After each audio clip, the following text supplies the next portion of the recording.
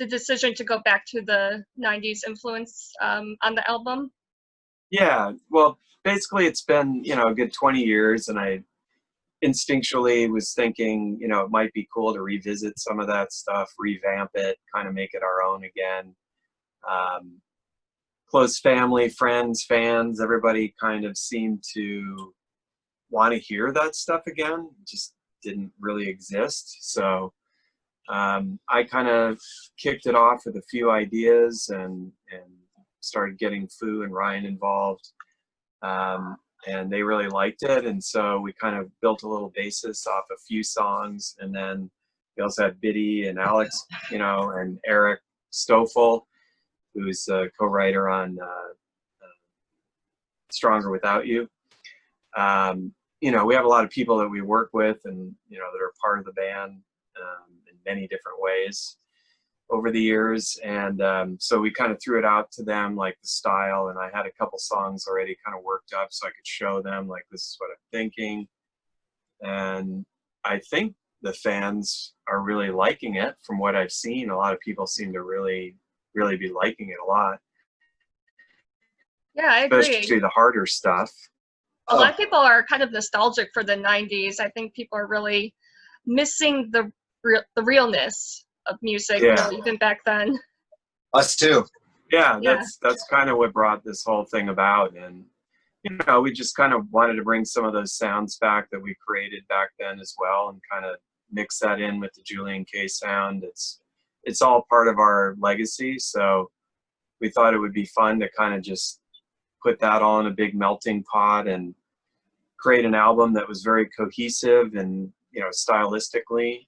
Harmonic Disruptor, I really wanted to keep it all in that vein of that kind of 90s kind of stuff and not be afraid of that. Some people are like, wow, this really sounds like the 90s. It's like, yeah, exactly. We wanted it to be that, we wanted to bring that sound back because, just like you said, we all want to hear it again. I think exactly. Something else I cued in really hard on the idea of JKHD.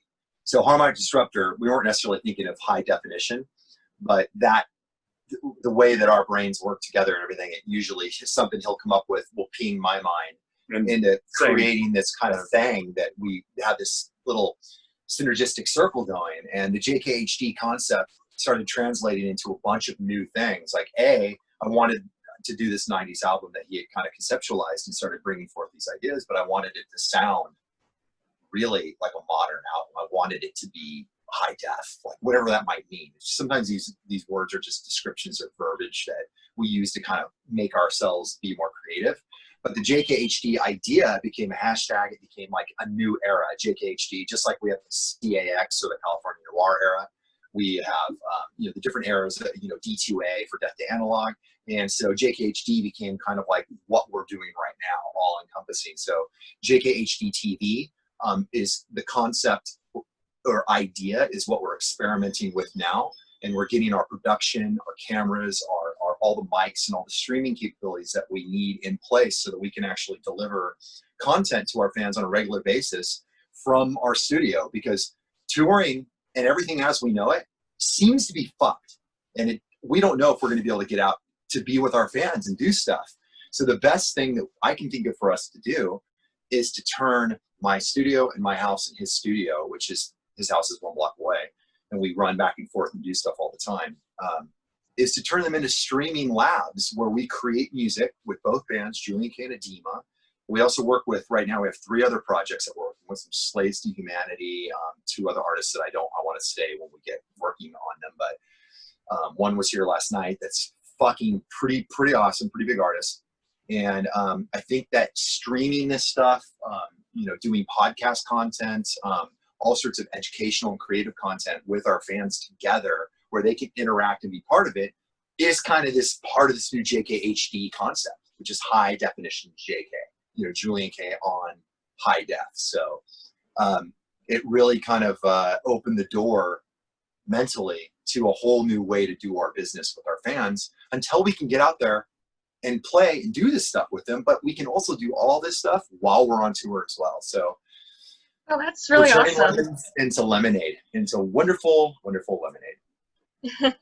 Yeah, I know you guys have been in the industry for quite a while, but I'm sure this is the first time you've seen concerts kind of come to a standstill at this level. Yeah, that's, yeah. I think it's the first time for anyone. It's unheard of. Yeah, it's crazy. It's fucking unheard of, and it's hard to not get in the dumps about it, to be honest with you, because that's like those few months a year are, if you just want to make it down to the nitty gritty, that's what Amir and I make. That's how we can make our money, you know, for the year. Of course, we have businesses and we do other things that we make money from, but if you're in an indie band, chances are you're probably only making money when you go out and play. People buy your shit, they come see you, you get guarantees, all that kind of stuff. Or even the biggest bands. Even the biggest bands. I mean, they live off the touring revenue. I mean, that's got to be the biggest paycheck for all the massive bands, you know? So, I mean, it's unheard of. I mean, I think the only difference would be like the indie guys like us, you know, we don't have, you know, $700,000 in the bank, you know, from our 2 tours before. You know, we go out and we're really lucky. We make the money for that year, you know, to live and pay our mortgages and do the things that we have to do, and eat and keep the studio going, all that kind of stuff. But this is where like Patreon, which we're doing right now, literally right now, we have people on that are supporting us on Patreon. And this is where JKHD TV, all these concepts that we're doing streaming wise come in and have started to kind of really help us stay alive and help us be creative, you know, and get people content and connect with them in a way that is substantial. Yeah, I think this is giving a lot of musicians the time to find creative ways to, you know, stay connected with their fans. So that's great that you guys have this opportunity to still create content and, you know, give things to your fans until concerts are back up and running. Yeah, you know, People keep asking me. With the technology nowadays, I mean, there's a lot of obstacles and barriers, and I can just say I went to the mountains last weekend with my family for a much needed little getaway, and Amir and Marissa basically were in this studio and his studio 3 days solid, all day, getting through the technological issues that we had to be able to stream and do this stuff, you know, in the way that we're doing it and bringing it to the level that we both think that it needs to be at. But the limits right now, given that this technology is out there, the limits are really, if you're an artist, it's your imagination and what you're willing to do. And we're pretty much willing to remake our entire model, still create amazing music and be an awesome live band, but we're willing to turn ourselves inside out to deliver something for our fans and our supporters. You know, it's super important, and you just have to keep a positive attitude and just make it good, you know, make it fun. And honestly, I am kind of having fun doing it, to be honest with you, but it's because we have the fans that we have that makes me feel like getting out of bed. You know what I mean? So it's really, it's a love fest. It's a rewarding really feeling to have those people there. Yeah. I want to talk a little bit about your new lyric video for Stronger Without You. Really love that song. Can you talk a little bit about it? Yeah. It's a really cool song in that we did it in a collaboration with our really good friend, Derakh Stoffel, who is the leader of a band called Decode Radio. And at this point, Decode Radio and Derakh, he's more of like a songwriter, producer kind of guy that's like someone that we work with for like ideas and just stuff outside of me and Amir circle, or the immediate JulienK circle, to just get some fresh direction or inspiration. And when we heard the initial idea that became Stronger Without You, that Derakh kind of had this thing sketched out, we immediately were like, okay, we want that. That's awesome. And so we took the idea and just ran with it. I think some of like the verse was probably some scatting that Derakh and I did in the studio here together. And then me, Amir, got together on it and really did some of that heavy guitar work, and it's orgy sounding guitars. As we broke out, you can see above me, I actually have in the corner there, that's like one of the pedals that I used in orgy, and I broke a lot of that stuff out, and Amir broke out a lot of his stuff. We broke out the 7 strings, everything, the detune stuff, the grindy guitar tones and the synthy guitar tones and effects, and really poured that into this stuff. And that's why Stronger Without You really has that feeling, because it's some of the exact stuff that we used on the orgy albums. except we're playing it with our JulienK sensibilities and our ideas there. But yeah, I love that song because it's when outside songwriters work with us, it feels like we get a present. You know, it feels like we get a gift. When Amir and I work on something, it can be really, really hard. It comes from us, so it evolves slowly. So it's just not the same as when someone brings in an exciting part and we get excited about it. You know, we go, "Oh my God!" It almost I just feel like I got a gift. And Eric's one of our best friends, so he's a fucking great dude. He lived at this house actually with me for years, and we wrote together and worked together. And I named one of my Patreon perks after Decode Radio, his band, because I love the band so much. So we have a perk on Patreon called Decode Radio, which I have the fans vote on a track. I put some tracks, and then I come and break down the track personally with them on a big Zoom session, like 60, 70 people on a Zoom session. And I let them ask me questions and kind of drive the direction of the talk. But I pull up the Pro Tools session, I isolate the tracks, everything. So we go through the whole way that we made the song and what the lyrics mean, what they think it means, what I think it means, all that kind of stuff. And we usually end up having like a really cool session, a really cool get together. That's really cool that the fans get kind of a personable look into how you make your songs, and they get to feel like they're part of it. That's really cool. They are part of it. Absolutely. Awesome. Well, I wanted to talk to you a little bit about, music back in your childhood, your younger days. Is there an album that you feel like defines your childhood or when you were younger? It would be weird stuff because, when I grew up in the small town of Taft, California, I didn't even have really a huge access to music, to be honest with you. It would just be whatever, if my parents happened to play something that I liked, which wasn't much. But I remember Tusk by Fleetwood Mac. I remember that being a fucking really cool song. And when I was a kid, like a little kid, I would rock that song on that record over and over and over and over. And I still have it memorized in my head. And then later on, I started getting into, when I started having a choice, becoming a human being, like a person.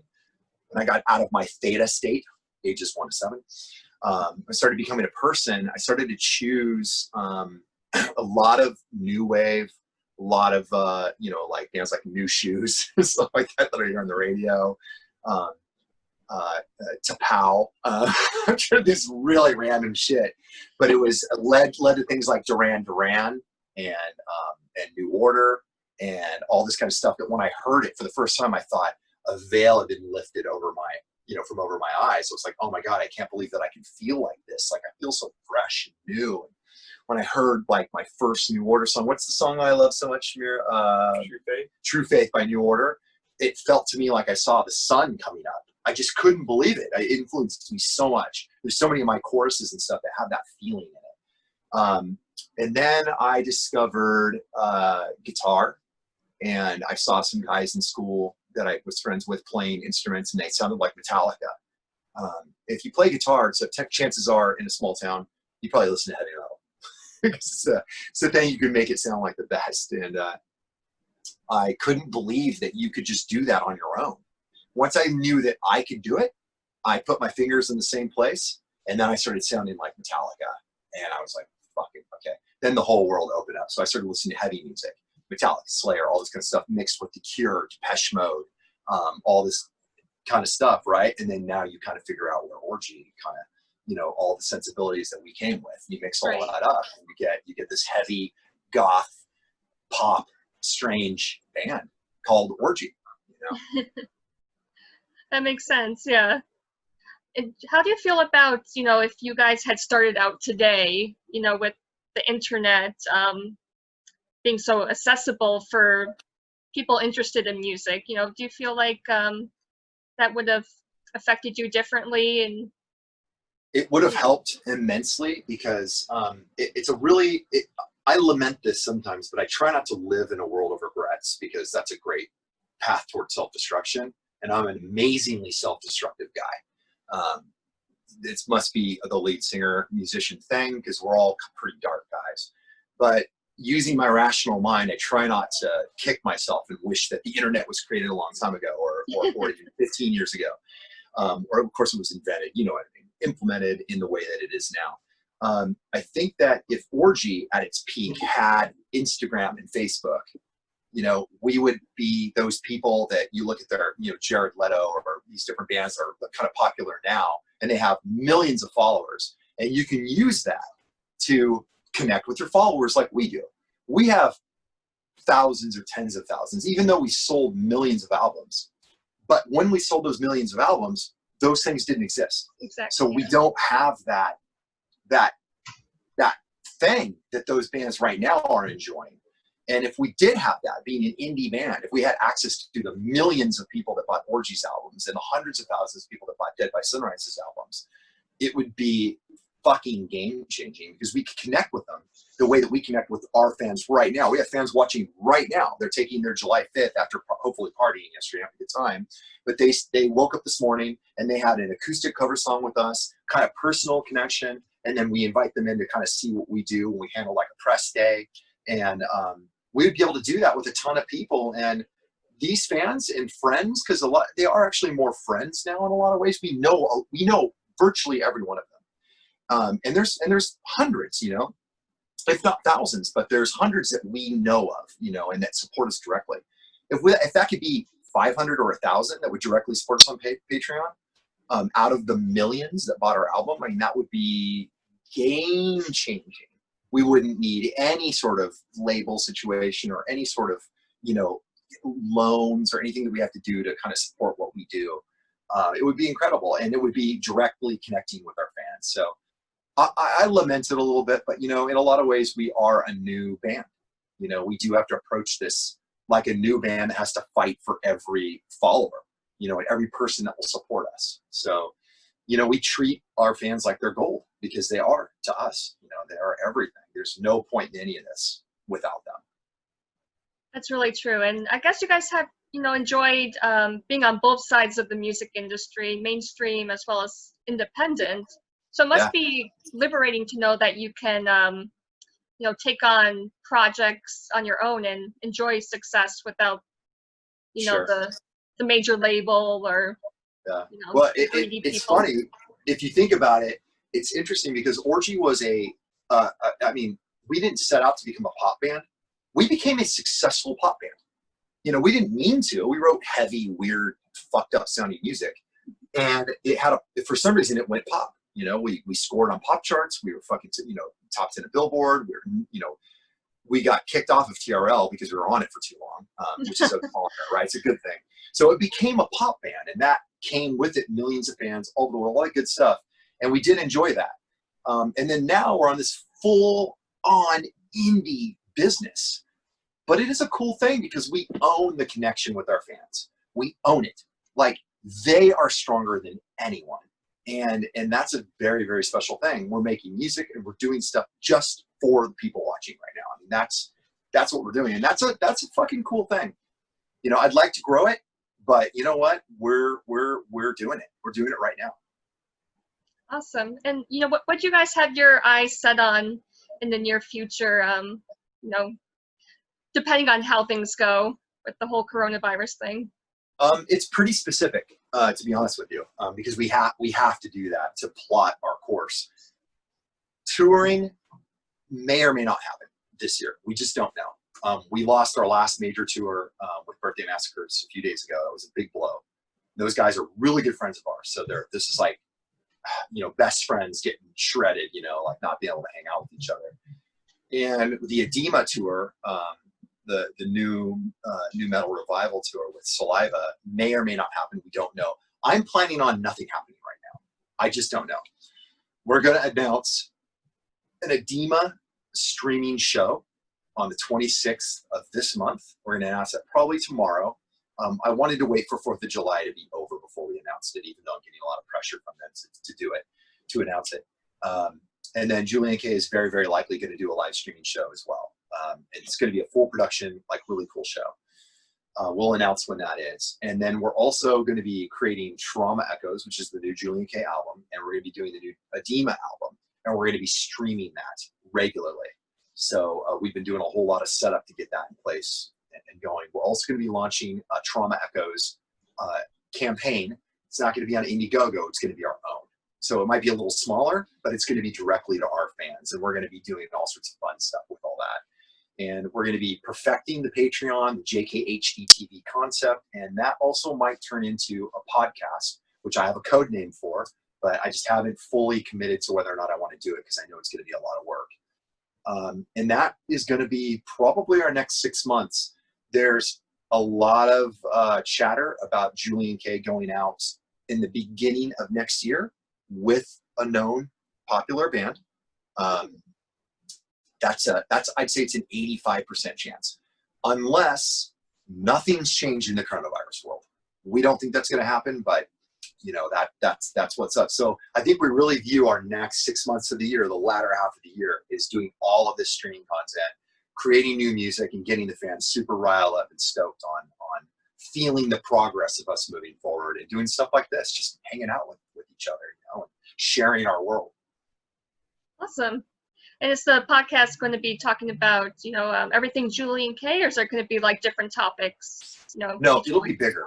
It'll be bigger. So a lot of our fans know, but who knows if anyone else knows, but I just did 30 days in rehab, you know, mental health, addiction, you know, kind of shit. So I took this whole coronavirus thing, let the whole thing hit me, you know, completely, you know, on the verge of death. And I just decided to level up and change my life and just try to live, just try to handle life without any other bullshit and focus on the things that I love. So this podcast, the concept for me so far would be, it would come from an angle of trying to find inspiration from my perspective, from a guy who's in a band, who likes the darker side of life, who's lived dangerously, all that kind of stuff, but knows that there has to be another side. So we would do a series in the podcast. I thought about actually asking the therapists that work with me in rehab to actually do episodes with me where we help people that love our music and people that are out there have gone through really, really brutal times. We give them like a good 2-hour section of therapy that I was able to get that maybe they don't have access to. There's a ton of people in my world I train at Gracie University, so I train with, you know, Hedon and Henrik Gracie. You know, I thought that might be kind of cool to talk to, like, you know, the family that brought modern jiu-jitsu into America. I mean, there's so many types of people that I could talk to that I think have some really interesting perspectives and are very inspirational in a cool way, not in a fucking lame, you know, like flowers and fucking rainbows way, but a way, from my point of view, from someone that's sold millions of albums, I've ridden the top and hit the bottom. I'm uninterested in everything. Can I find things that are interesting? That would be kind of an inspiring. That would be kind of the way that I would approach it. That does sound very inspiring, and I'm sure that will definitely resonate with a lot of people out there today. I hope. It would need to be tens of thousands for it to work, but you know what? I think if the concept's big enough and we really do focus on things that I think are really cool and bring people in that are really, really interesting, it could be awesome. But, you know, I'm not stupid enough to think that it's not work. I do know how hard all of this stuff is. So I just want to be careful with what I get myself into. Yeah. I mean, I think it would be cathartic, you know, as well. Sure. Yeah. Sure. Definitely. Is there anything else that you want to mention before we sign off? I really appreciate the time you've taken with me. Yeah, no, it's a pleasure, and we're grateful for every person that actually wants to give us the time of day and talk with us. So thank you so much. Thank you, and good luck with the rest of the streaming. Awesome. Thank you so much. Great. Take care.